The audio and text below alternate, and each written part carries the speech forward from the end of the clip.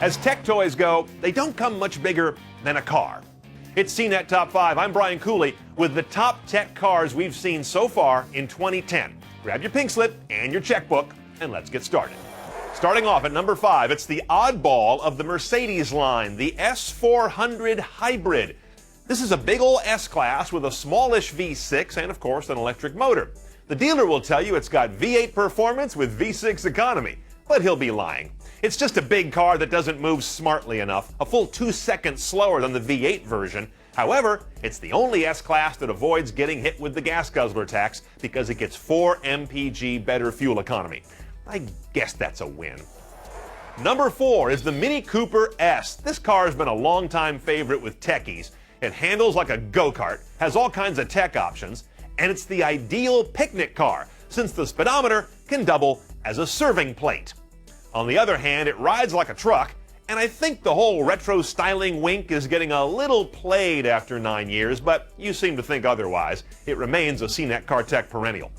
At number 3, the Infiniti FX35. Now, Infiniti has been tech gonzo from the beginning. They were way out in front with things like a round view camera technology, lane departure prevention, blind spot detection, even gas pedals now that push back when you're lead footing it.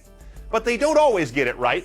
The FX35 offers a paltry 800 megabytes of music storage on its hard drive. Guys, why bother? Number 2, the Nissan GT-R. Normally, weapons of this type require a special export license and cost into the millions of dollars.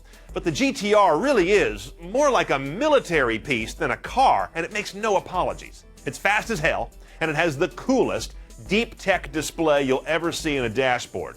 The looks you either love or hate, but I'll tell you, it's the only $80,000 car I can really call a screaming bargain. Before we get to number 1, let's take a look at the lamest tech car we've reviewed so far in 2010. It's the Nissan Xterra S.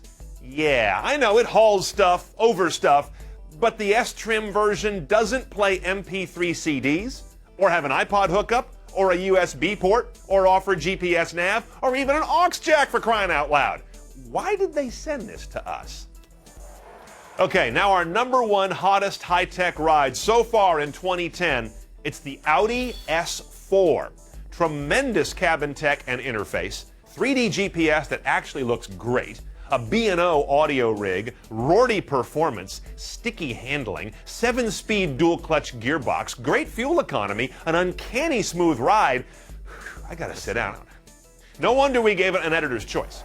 Anyway, I'm sorry if I just made you hate your car. That kind of goes with the territory. That's it for this edition of CNET Top 5. I'm Brian Cooley. We'll see you next time.